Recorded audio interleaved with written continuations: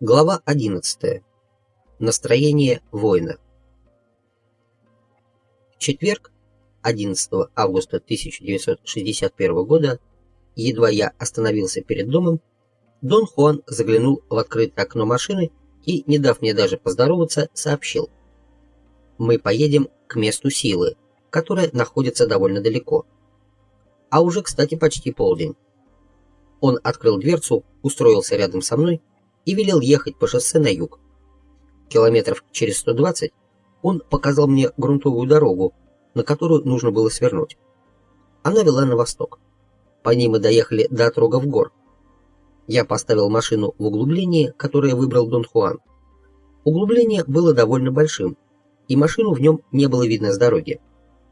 Прямо оттуда мы начали подниматься по цепи высоких холмов, пересекавших обширную плоскую пустынную равнину. Когда стемнело, Дон Хуан выбрал место для сна. Он потребовал абсолютного молчания. На следующий день мы наспех позавтракали и двинулись на восток. Растительность пустыни сменилась сочной зеленью горных кустов и деревьев. Около полудня мы вскарабкались на вершину гигантского монолитного утеса, склон которого был похож на каменную стену. Дон Хуан сел и знаком велел мне сделать то же. «Это место силы», — после долгой паузы объяснил Дон Хуан. «Когда-то давно здесь были захоронены воины».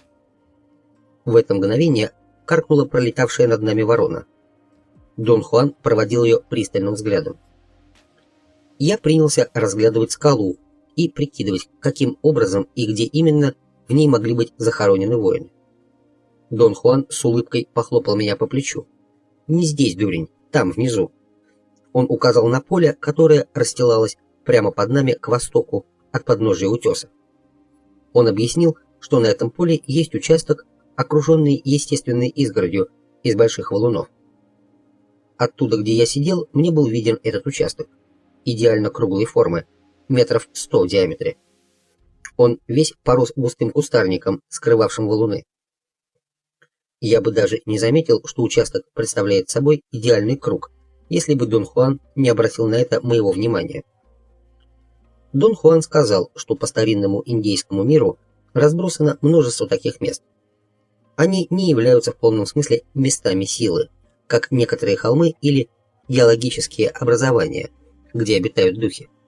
Это скорее места просветления, в которых человек может многому научиться и отыскать решение мучающих его проблем. «Для этого нужно просто прийти сюда, — сказал Дон Хуан, — или провести ночь на этой скале. Это приводит в порядок чувства». «Мы остановимся здесь на ночь?» Я думал, что да, но ворона только что сказала мне, что делать этого не нужно. Я попытался было подробнее расспросить его о вороне, но он нетерпеливым движением головы велел мне молчать. «Посмотри на этот круг из валунов, — сказал он. Хорошенько зафиксируй его в памяти, и когда-нибудь ворона приведет тебя к другому такому месту. Чем правильнее круг, тем больше в нем силы. А кости воинов до сих пор здесь находятся?» Дон Хуан очень комично изобразил изумление, а потом широко улыбнулся. «Это не кладбище. Здесь нет ничьих могил. Я сказал, что здесь были захоронены воины. Они приходили сюда и хоронили себя на ночь, на 2 дня или настолько, сколько считали нужным для каких-то своих целей. Кладбища меня не интересуют. В них нет силы. Правда, в костях воина сила есть всегда, но кости воина никогда не бывают закопаны на кладбище. И еще больше силы в костях человека знания. Но его кости отыскать практически невозможно. Кто такой человек знания, Дон Хуан? Любой воин может стать человеком знания. Я уже говорил тебе, что воин — это безупречный охотник, который охотится за силой. Если охота его будет успешной, он может стать человеком знания. Что ты? Движением руки Дон Хуан прервал меня. Он встал и знаком велел следовать за ним. Потом начал спускаться по крутому восточному склону утеса.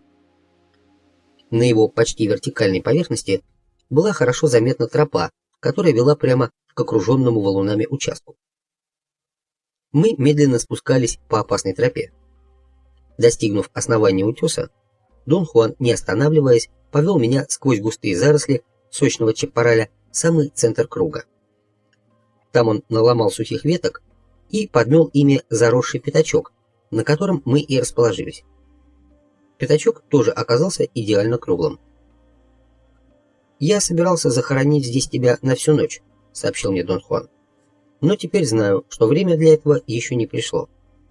У тебя нет для этого силы. Я захороню тебя совсем ненадолго». Я занервничал от мысли о том, что он собирается меня закопать, и спросил, что он имеет в виду, говоря о захоронении. Он по-детски хихикнул и принялся собирать сухие ветки. Помогать он не позволил, сказав, что мое дело сидеть и ждать. Собранные ветки он бросил в центр очищенного круга. Затем он заставил меня лечь головой на восток, сложил мою куртку, сунул ее мне под голову и соорудил вокруг моего тела клетку. Для этого он воткнул в мягкий грунт палки длиной около метра. Некоторые из них вверху оканчивались развилками. В эти развилки он положил длинные продольные прутья, в результате чего вся конструкция приобрела вид открытого гроба. Потом Дон Хуан сделал крышку и нижнюю торцевую стенку, закрыв всю конструкцию, начиная от моих плеч, короткими поперечными палками, поверх которых он положил мелкие ветки и листья. В итоге я оказался лежащим в закрытой со всех сторон клетке, из которой торчала только голова со сложенной курткой под ней в качестве подушки. Потом он взял толстую сухую палку и, пользуясь ею как лопатой, разрыхлил грунт вокруг меня и забросал клетку землей. Конструкция оказалась настолько жесткой, а листья уложенными настолько тщательно, что ни одна песчинка не упала внутрь клетки. Я свободно мог двигать ногами, в случае необходимости вылезти из клетки и забраться обратно. Дон Хуан сказал, что обычно воин сперва сооружает клетку, а потом залезает в нее и заделывает лаз изнутри. «А звери?» — поинтересовался я. «Они тоже могут разгрести землю, забраться в клетку и поранить, а то и вовсе загрызть человека». «Нет, для воина звери не проблема. Это проблема для тебя, потому что у тебя нет силы. Воин же руководим несгибаемым намерением. Он способен отогнать кого угодно и отвести любую напасть. Ни крыса, ни змея, ни горный лев не в силах побеспокоить воина». «А ради чего воины хоронят себя, Дон Хуан?» «Ради просветления и силы». У меня появилось исключительно приятное ощущение умиротворенности. Весь мир наполнился покоем. Тишина стояла редкостная. Но на нервы она мне не действовала. Я не привык к такого рода безмолвию и попытался что-то сказать, но Дон Хуан не позволил. Спустя некоторое время неподвижное безмолвие и спокойствие, царившее в этом месте, начали действовать на мое настроение. Я начал думать о своей жизни и личной истории, и, как всегда, на меня нахлынуло знакомое чувство печали, и вслед за ним поток смутных сожалений и угрызений совести. Я сказал Дону Хуану, что недостоин этого места и не заслуживаю того, чтобы здесь находиться, ведь его мир — это мир силы, справедливости и чистоты, а я слаб, и дух мой искорежен обстоятельствами моей жизни. Дон Хуан засмеялся и пригрозил засыпать мою голову землей, если я буду продолжать в том же ключе. Он сказал, что я человек, и, как любой человек, заслуживаю всего, что составляет человеческую судьбу: радости, боли, печали и борьбы. Но природа поступков человека не имеет значения, если он действует, как подобает воину. Понизив голос почти до шепота, Дон Хуан сказал, что если я действительно чувствую, что дух мой искорежен, мне нужно просто укрепить его, очистить и сделать совершенным. Укрепление духа — единственное, ради чего действительно стоит жить. Не действовать ради укрепления духа значит стремиться к смерти, а стремиться к смерти значит не стремиться ни к чему вообще, потому что к ней в лапы каждый из нас попадает независимо ни от чего.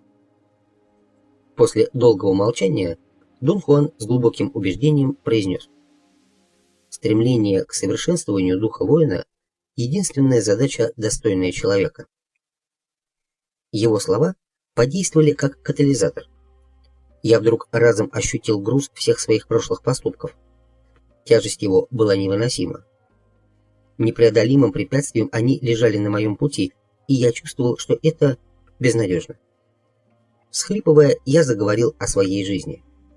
Я так долго скитался без цели, что сделался нечувствительным к боли и печали, и меня принимает лишь в тех редких случаях, когда я осознаю свое одиночество и свою беспомощность. Дон Хуан не сказал ничего. Он схватил меня под мышки и выволок из клетки. Когда он меня отпустил, я сел. Он опустился рядом. Установилось неловкое молчание. Я решил, что он даст мне время на то, чтобы прийти в себя. Я достал блокнот и принялся лихорадочно строчить. «Одинокий лист на ветру, да?» — произнес он наконец, неподвижно глядя на меня. Он очень точно выразил мое состояние. Я чувствовал себя именно так. И Дон Хуан, похоже, тоже проникся этим ощущением. Он сказал, что мое настроение напомнило ему одну песню, и начал тихонько напевать. Он пел очень приятным голосом. Слова песни унесли меня куда-то далеко. Рожден в небесах, но сегодня я так далеко от них, и мысли мои полны безграничной тоской. Одинок и печален, как лист на ветру. Я порой готов рыдать, а порой смеяться, забыв обо всем от стремления что-то искать. Мы долго молчали. Наконец он заговорил. С того самого дня, когда ты родился, каждый, с кем сталкивала тебя жизнь, так или иначе что-то с тобой делал. Это верно, согласился я. И делали это против твоей воли. Да. А теперь ты беспомощен, как лист на ветру. Да, так и есть. Я сказал, что обстоятельства моей жизни иногда складывались поистине невыносимо жестоко.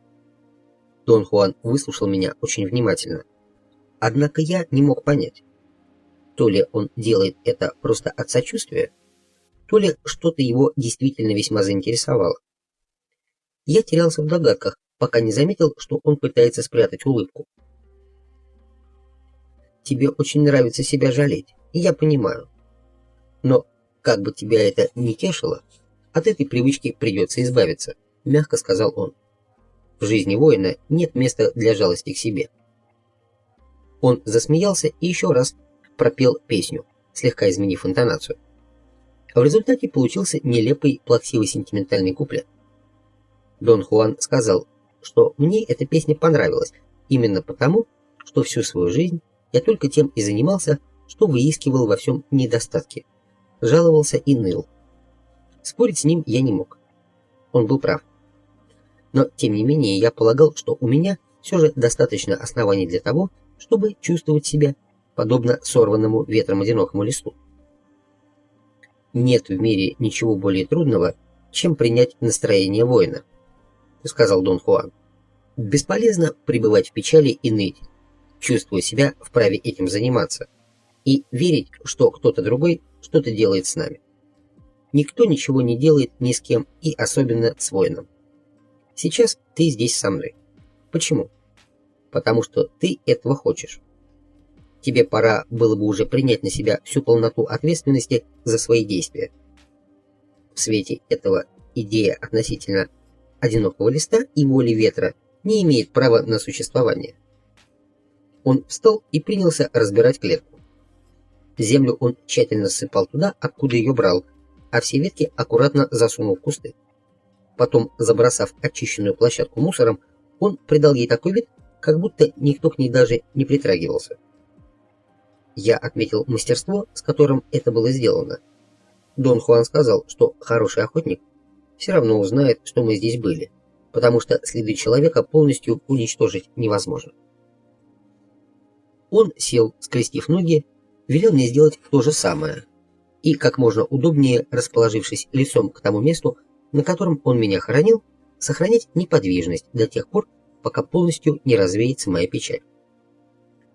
Воин хоронит себя, чтобы обрести силу, а вовсе не для того, чтобы хлюпать носом от жалости к себе. — сказал он. Я попытался было объяснить, но он не позволил, резким кивком велев мне молчать.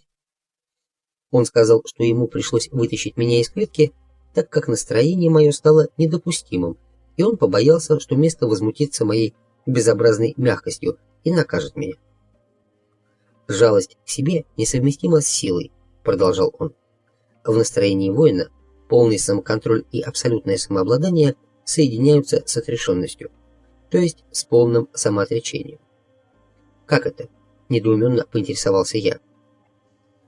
Как самоконтроль, заключающийся в концентрации на себе, может совмещаться с самоотречением, то есть с отказом от себя? «Это сложный прием», — ответил он. Он остановился, как бы раздумывая, продолжать или нет. Дважды он готов был что-то сказать, но потом передумывал и улыбался. «Ты еще не преодолел печаль», — проговорил он наконец. «Ты все еще чувствуешь себя слабым, так что сейчас нет смысла толковать о настроении воина». Почти час провел я в абсолютном молчании. Потом Дон Хуан отрывисто спросил, как у меня обстоят дела с техникой сновидения, которой он меня обучил. Я тренировался весьма усердно, и ценой невообразимых усилий мне в конце концов удалось обрести некоторый контроль над своими снами. Дон Хуан был прав, утверждая, что эту практику можно рассматривать как увлекательную тренировку и даже как развлечение. Теперь я чуть ли не с нетерпением ожидал наступления вечера и времени, когда придется ложиться спать. Раньше со мной такого не случалось. И в ответ на вопрос Дона Хуана я предоставил ему подробный отчет о своих успехах. После того, как я научился давать себе команду смотреть на руки, мне уже было легко удерживать их изображение в течение довольно длительного времени. Мои контролируемые ночные видения, в которых, правда, не всегда присутствовали мои руки, занимали уже, как мне казалось, значительную часть общей длительности сна. Но, в конце концов, я каждый раз проваливался в непредсказуемые коллизии обычных снов. Команда смотреть во сне на руки или на что-то еще не была связана у меня ни с какими волевыми усилиями. Все получалось как-то само собой. В какой-то момент вдруг в памяти всплывало, что нужно смотреть на руки, а потом на то, что меня окружает. Однако были ночи, когда я ни о чем этом не вспоминал. Дон Хуан, похоже, был удовлетворен. Он спросил, какие еще объекты, кроме своих рук, я обычно воспринимаю в контролируемых ночных видениях. Я не сумел вспомнить ничего конкретного, принялся копаться в кошмаре, который посетил меня предыдущей ночью. «Не индульгируй», — сухо остановил он меня. Тогда я рассказал ему, что подробно конспектирую все свои сны. С тех пор, как я начал практиковать фиксацию рук во сне, сны мои сделались очень живыми и богатыми, а способность к их запоминанию возросла до такой степени, что я с легкостью мог восстановить их вплоть до самых мельчайших деталей. Дон Хуан сказал, что следить за этими снами – пустая трата времени, потому что ни подробности снов, ни их живость не имеют ровным счетом никакого значения. Обычные сны всегда становятся очень живыми, стоит лишь человеку начать учиться сновидеть, объяснил он. Более того, их живость и ясность становятся серьезными препятствиями на пути, и с тобой в этом плане дело обстоит гораздо хуже, чем с кем бы ты ни было, из тех, кого я знаю. У тебя самая настоящая мания, причем совершенно ужасная. Ты записываешь все, что только можешь. А я-то искренне верил, что поступаю правильно. Благодаря подробнейшим конспектам своих снов я в какой-то степени уяснил себе природу видений, проходивших передо мной во сне. «Брось ты это», — приказал он. «Это ни в чем тебе не поможет. Ты только отклонишься от цели, сновидения, в котором присутствует контроль и сила». Он улегся на спину, накрыл лицо шляпой и заговорил, не глядя на меня. «Я хочу напомнить тебе все приемы, которые ты должен практиковать. Сначала фокусируешь взгляд на руках. Это отправная точка. Затем начинаешь переводить взгляд на другие объекты, на очень короткое время фокусируя его на них. Постарайся бросить такой короткий взгляд на максимальное количество объектов. Помни, если ты будешь только коротко взглядывать на объекты, они начнут сдвигаться. Потом снова вернись к своим рукам. Каждый раз, когда ты возвращаешься к своим рукам, ты восстанавливаешь силу, необходимую для продолжения сновидения. Поэтому вначале не нужно смотреть сразу на множество объектов. На первый раз 4 будет достаточно. Потом ты постепенно сможешь увеличивать их количество. И в конце концов будешь в состоянии разглядывать все, что захочешь. Но всегда, как только начинаешь терять контроль, возвращайся к рукам. Когда ты почувствуешь, что можешь смотреть на что угодно, сколько захочешь, знай, ты готов к освоению следующего шага. Вторым шагом является прием, которому я научу тебя сейчас. Но применять его, я надеюсь, ты станешь только тогда, когда будешь готов. Минут 15 он лежал молча. Наконец он сел и посмотрел на меня. Следующим шагом в обучении сновидению является обучение перемещению в пространстве, продолжал он. Тем же способом, каким ты научился смотреть на руки, ты заставляешь себя двигаться, перемещаться в пространстве. Сначала определи место, в которое ты хотел бы попасть. Выбирай места, которые хорошо знаешь. Университет, соседний парк, дом кого-нибудь из твоих друзей. А потом пожелай попасть в выбранное место. Этот прием очень сложный. Он состоит из 2 частей. Первое. Волевым усилием заставить себя переместиться туда, куда наметил. Вторая.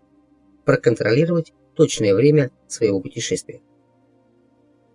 Записывая его слова, я почувствовал, что определенно свихнулся, поскольку совершенно серьезно конспектирую инструкции, представляющие собой натуральный бред сумасшедшего.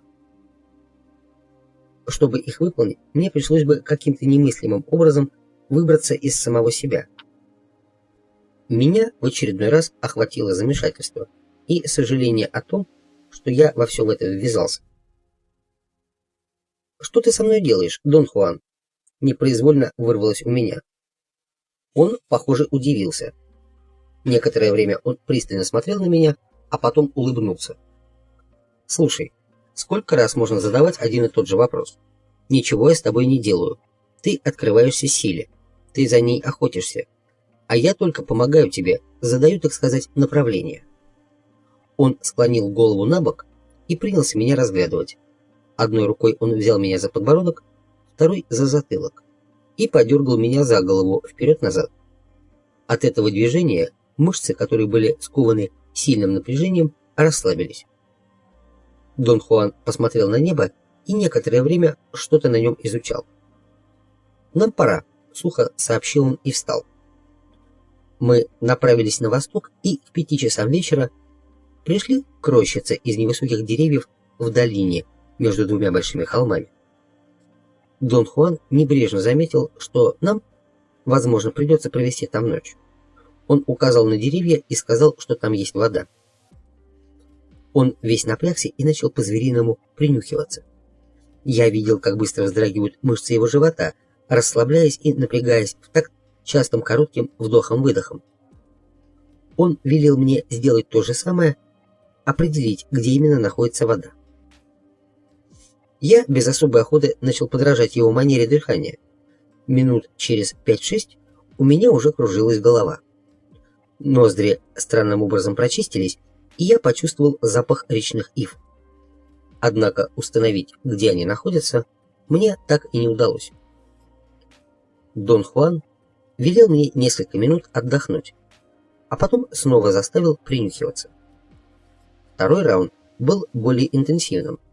Я ощутил слабый запах речных ив, исходящий откуда-то справа.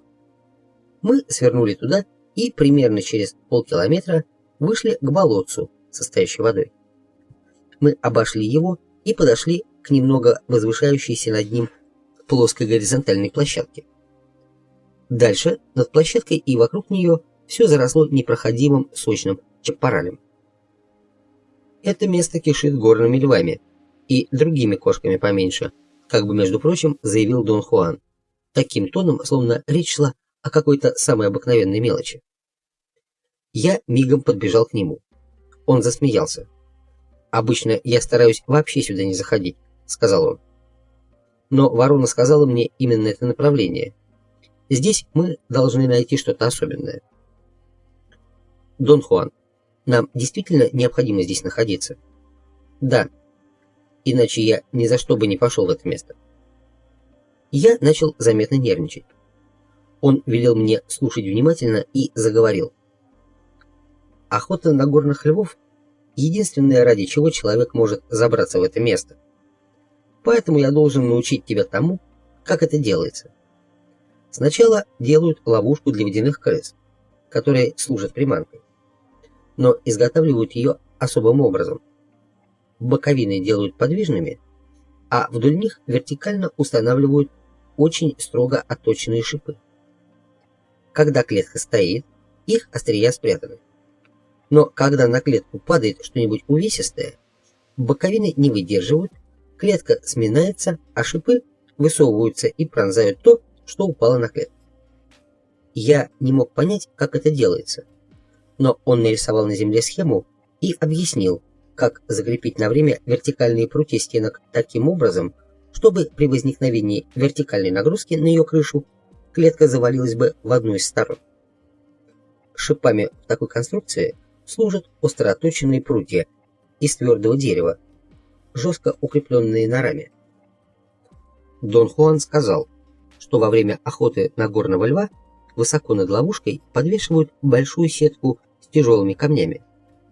Над клеткой протягивают веревку. Вся система устроена так, что стоит только задеть эту веревку, как все камни из сетки рухнут вниз. Учуяв водяных крыс в клетке, горный лев подходит к ловушке. Обычно он пытается разрушить препятствие ударом передних лап сверху вниз. Вот и в этом случае, чтобы добраться до крыс, он изо всех сил ударяет обеими лапами по крышке клетки. Клетка сминается, и шипы вонзаются ему в лапы. От боли и неожиданности огромная кошка подпрыгивает и цепляет веревку, обрушивая на себя лавину камней. «Когда-нибудь тебе может понадобиться поймать горного льва», — продолжал Дон Хуан. «Они очень сообразительны, и поймать их можно только одним способом, обманув при помощи боли и запаха речных ив». С поразительной быстротой и сноровкой Дон Хуан соорудил ловушку и после довольно долгого ожидания поймал 3 щекастых грызунов, похожих на жирных белок. Он велел мне нарвать охапку веток речных ив на краю болотца и заставил натереть ими одежду. Сам он сделал то же самое. Потом быстро и ловко сплел из тростника 2 сетки, одну из которых набил водорослями и грязью, которые набрал в болоте. Он принес ее на площадку и спрятался. Пока он этим занимался, грызуны в клетке начали громко пищать. Из своего укрытия Дон Хуан велел мне взять 2-ю сетку, набрать в нее побольше грязи и растений из болота и вместе с ней взобраться на нижние ветви дерева, под которым стояла ловушка с грызунами. Дон Хуан объяснил, что не хочет калечить ни кошку, ни зверьков, поэтому собирается отпугнуть зверя, окатив грязью, когда тот только подойдет к ловушке. Я должен быть готов сделать то же самое. Он посоветовал мне вести себя как можно внимательнее, чтобы не свалиться с дерева, и напоследок велел мне замереть, буквально слиться с ветвями. Дона Хуана я не видел. Грызуны визжали все громче. Постепенно стемнело настолько, что я едва угадывал общие очертания местности. Вдруг послышались мягкие шаги и приглушенное кошачье дыхание, а потом раздался очень мягкий рык. Грызуны замолчали. И тут прямо под деревом я заметил темную массу звериного тела. Прежде чем я смог рассмотреть зверя и убедиться в том, что это действительно горный лев, он бросился на ловушку. Но добежать до нее не успел, что-то обрушилось на него сверху, и он отскочил. Однако шума наделал много. Тут Дон Хуан издал несколько жутких пронзительных воплей, от которых по спине у меня побежали мурашки. Кошка с невообразимой ловкостью метнулась через площадку и скрылась. Дон Хуан еще некоторое время продолжал вопить, а потом велел мне как можно быстрее слезть с дерева, взять клетку со зверьками и бежать к нему на площадку. Через невероятно краткий промежуток времени я уже стоял рядом с Доном Хуаном. Он велел мне кричать, как можно точнее имитируя звуки, которые издавал он сам. Это нужно было для того, чтобы держать на расстоянии льва, пока Дон Хуан разбирал ловушку и выпускал зверьков. Я начал было кричать, но получалось плохо. Голос от возбуждения сделался хриплым. Дон Хуан сказал, что нужно отрешиться от себя и кричать по-настоящему, с чувством, потому что лев все еще рядом. И тут я в полной мере оценил ситуацию. Лев-то был вполне реален и издал восхитительнейший каскад душераздирающих пронзительных воплей. Дон Хуан буквально взревел от хохота.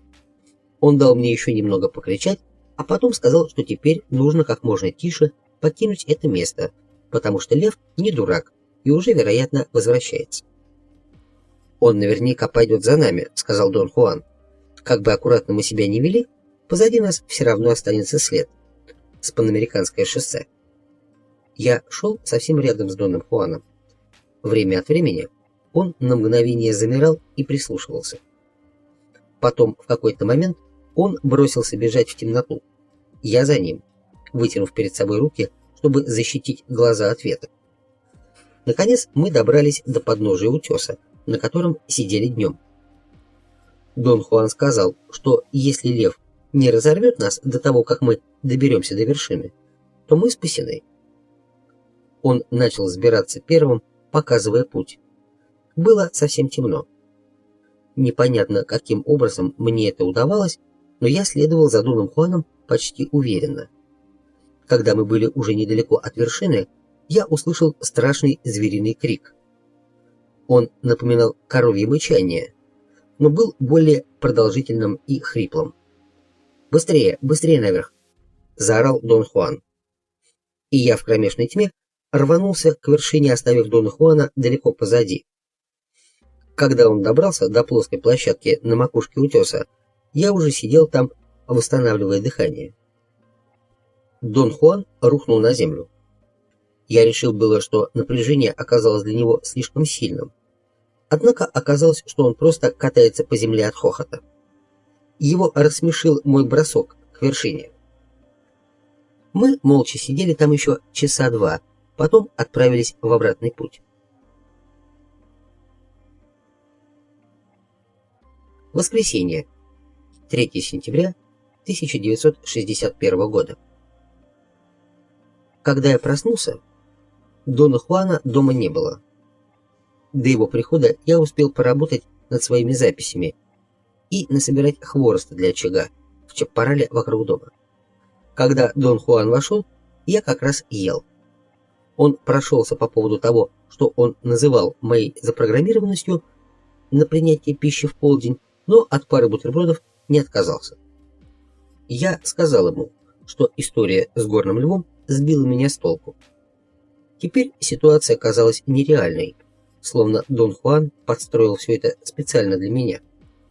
События сменяли друг друга с такой бешеной скоростью, что у меня просто не было времени на то, чтобы испугаться. Времени было достаточно только на действия, но не на раздумья о складывающихся обстоятельствах. Когда я писал заметки, у меня вдруг возникли сомнения, в действительности ли я видел горного льва. В моей памяти еще свежа была сухая ветка. «Это был горный лев», — сказал Дон Хуан тоном, отметающим всякие сомнения. «Что, живой зверь из плоти и крови?» «Разумеется». Я объяснил, что подозрения возникли у меня из-за того, что все прошло как-то уж слишком гладко. Лев явился как по заказу, словно он специально нас ожидал, и был подготовлен в соответствии со сценарием Дона Хуана. Однако на Дона Хуана залп моих скептических замечаний не произвел ни малейшего впечатления. Он только посмеялся надо мной. «Смешной ты парень», — сказал он. «Ты же видел кошку собственными глазами, прямо под деревом, на котором сидел. Она не унюхала тебя и на тебя не бросилась только из-за запаха речной ивы. Он заглушает любой другой запах. А у тебя на коленях лежала целая куча ивовых веток.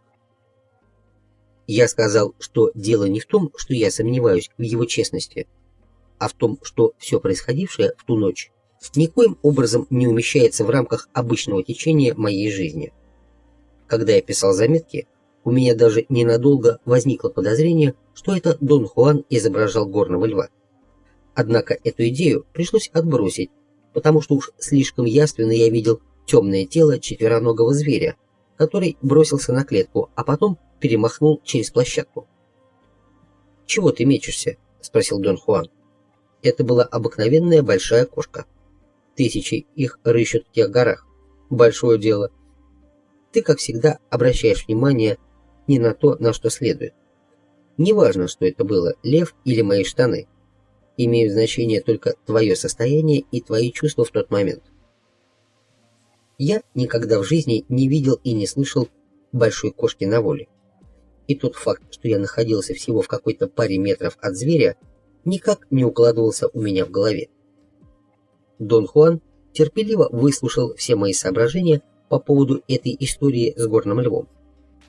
«Слушай, а почему эта большая кошка внушает тебе такой страх? Ты прямо трепещешь перед ней?» — довольно ехидно спросил он. «Ведь с такого же расстояния тебе приходилось наблюдать практически всех животных, которые здесь водятся. Но они тебя в такое состояние не приводили. Тебе нравятся кошки?» «Нет». Ну, тогда забудь о ней. Собственно, урок состоял вовсе не в том, чтобы научиться охотиться на львов. А в чем? Ворона указала мне на то место возле болота, и там я увидел, каким способом можно заставить тебя понять, что значит действовать в настроении воина. Вчера ночью, например, ты действовал, находясь в соответствующем настроении. Ты четко себя контролировал и в то же время был полностью отрешен, особенно в тот момент, когда спрыгнул с дерева и побежал ко мне. Ты не был парализован страхом. А потом, на утесе, ты действовал вообще превосходно. Я уверен, что ты не поверил бы в то, что совершил, если бы взглянул на тот склон днем. Большая степень отрешенности сочеталась в твоем состоянии с не меньшей степенью самоконтроля. Ты не бросил все и не наделал в штаны. И в то же время ты на все плюнул и взобрался в кромешной тьме на ту стену. Если бы ты случайно сошел с тропы, ты бы погиб. Чтобы в темноте подняться вверх, тебе необходимо было одновременно себя контролировать и от себя отказаться, бросив самого себя на произвол судьбы. Такое состояние я и называю настроением воина. Я возразил, что все, что я совершил прошлой ночью, было результатом моего страха, а вовсе не настроения, соединившего в себе самоконтроль и отрешенность.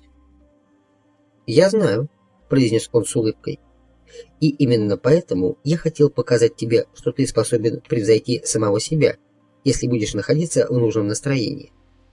Воин сам формирует свое настроение. Ты об этом не знаешь. В этот раз настроение воина возникло у тебя благодаря страху. Но теперь тебе известно состояние, соответствующее настроению воина, и ты можешь воспользоваться чем угодно, чтобы в него войти». Я хотел начать спорить, но для этого моим мыслям не хватало четкости.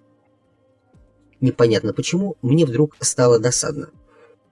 Очень удобно действовать, всегда находясь в настроении воина, продолжал Дон Хуан. Оно не дает цепляться за всякий вздор и позволяет оставаться чистым. Помнишь свое особое ощущение там на вершине? Это было здорово, а?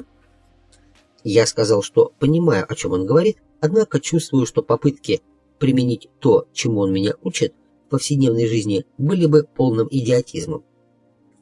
Каждый из поступков следует совершать в настроении воина, объяснил Дон Хуан. Иначе человек уродует себя и делается безобразным.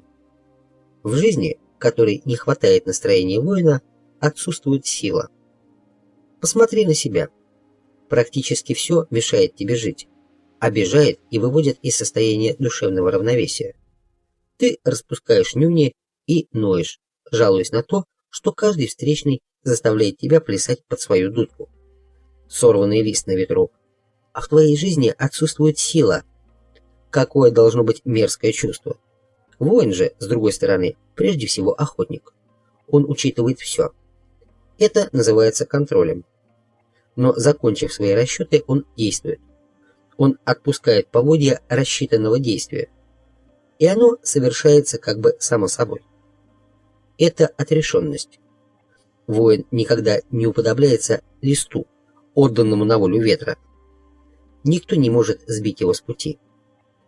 Намерение воина непоколебимо, его суждение окончательное, и никому не под силу заставить его поступать вопреки самому себе. Воин настроен на выживание, и он выживает, выбирая наиболее оптимальный образ действия. Мне понравилась его установка, хотя она и была идеалистической. С точки зрения того мира, в котором я жил, она выглядела слишком упрощенной. Дон Хуан только посмеялся над моими аргументами. Я же продолжал настаивать на том, что настроение воина никак не сможет помочь мне преодолеть обиду и боль, вызванную неблаговидными поступками моих ближних. Я предложил рассмотреть гипотетический случай. Меня преследует и по-настоящему изводит, вплоть до физического воздействия, жестокий и злобный негодяй, облеченный властью. Дон Хуан рассмеялся и сказал, что пример вполне удачный. «Воина можно ранить, но обидеть его невозможно», — сказал он. «Пока воин находится в соответствующем настроении, никакой поступок, кого бы то ни было, из людей не может его обидеть. Прошлой ночью лев тебя совсем не обидел, правда? И то, что он преследовал нас, ни капельки тебя не разозлило. Я не слышал от тебя ругательств в его адрес. И ты не возмущался, вопя, что он не имеет права нас преследовать. А ведь этот лев вполне мог оказаться самым жестоким и злобным во всей округе. Однако вовсе не его характер явился причиной того, что ты действовал так, а не иначе, изо всех сил стараясь избежать встречи с ним. Причина была в тебе самом. И причина была одна — ты хотел выжить. В чем вполне и преуспел. Если бы ты был один, и льву удалось бы до тебя добраться и насмерть тебя задрать, тебе бы и в голову не пришло пожаловаться на него, обидеться или почувствовать себя оскорбленным столь неблаговидным поступком с его стороны.